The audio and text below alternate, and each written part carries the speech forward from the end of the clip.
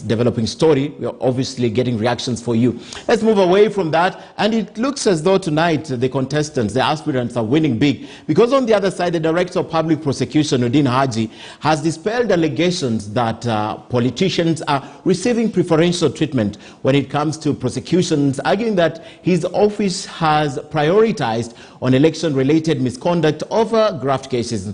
Now, Haji's remarked in an interview with KTN News that follows the public outrage after he recently said that he was shifting focus from prosecuting graft cases or related cases until after the election. Murimi Mwangi reports.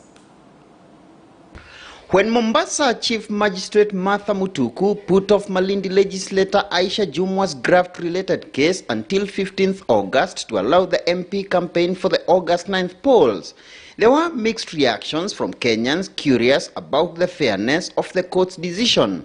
A conversation further accelerated by Director of Public Prosecutions KTN Haji's recent revelations that he was shifting focus from prosecution of graft-related cases until after elections, and Kenyans reacted angrily, fast and furious. We will still be dealing with the graft issues, and if and when they're ready, then we will proceed with them. I think some of the cases that were forwarded to us, for example, the 3 cases by the governors that were forwarded to us by EACC, we have returned them to EACC, asking them to make further areas to cover. In this interview with KTN News, Haji called on legislators to put in place better laws that will reinforce Chapter 6 of the Constitution that calls for integrity in leadership, citing that even though his office is able to charge particular politicians, they can't prevent them from going back to office. And unless we have very clear legislation barring or saying that once a decision to charge has been made, you can't run for office, we will still be faced with these problems. The only way is to ensure that we elect people with integrity. Haji further stated that his efforts in charging politicians involved in graft had not stopped Kenyans from voting for them. Once you hear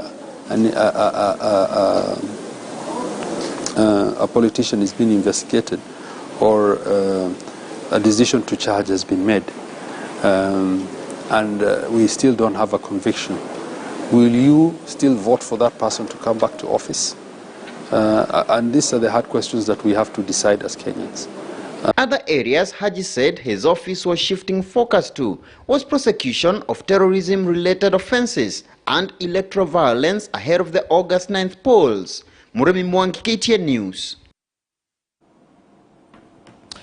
Now, away from that, the just released Form 1 selection results appear to have left many parents shocked and, of course, dissatisfied.